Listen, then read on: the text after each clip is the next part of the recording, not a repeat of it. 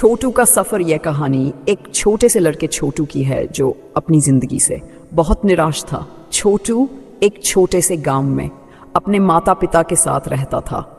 उसका सपना था कि वह भी शहर में बड़ा आदमी बने, लेकिन गांव में रहने की वजह से उसे बहुत सारी परेशानियों का सामना करना पड़ता था।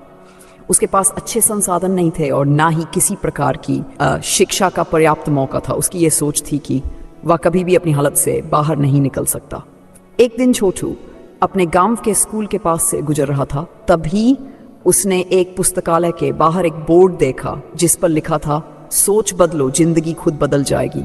ये वाक्य छोटू के दिल में गहरी छाप छोड़ गया। वह हमेशा अपने हालात के बारे में ही सोचता रहता था, लेकिन आज पहली बार उसे यह एहसास हुआ कि अगर वह अपनी सोच को बदलता है तो शायद उसकी जिंदगी भी बदल सकती है। छोटू ने तय किया कि वह अपनी सोच को बदलकर कुछ नया करेगा। पहले तो उसने अपने सपनों को लेकर एक योजना बनाई। उसने सोचा कि उसे केवल अपने आसपास की स्थिति को देखकर नहीं, बल्कि अपने भीतर के ताकत को पहचान कर कदम उठाने चाहिए। वह किताबें पढ़ने लगा जो उसके जीवन को बेहतर बना सकती थीं। उसने सोचा, अगर मैं अब पढ़ाई पर ध्यान दूंगा तो मुझे जिंदगी में आगे बढ़ने का मौका मिले।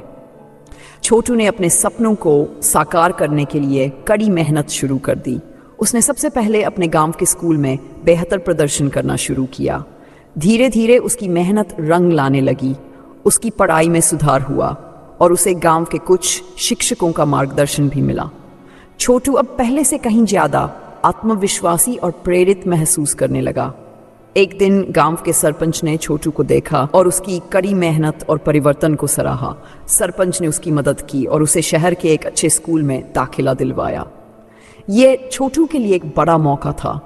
उसने शहर में भी कड़ी मेहनत की और अपनी पढ़ाई में हमेशा टॉप किया। उसकी सोच ने ही उसकी जिंदगी को बदल दिया था। छोटू अब एक बड़ा आदमी बन चुका था। उसने एक सफल इंजीनियर के रूप में अपने गांव में कई विकास कार्य किए।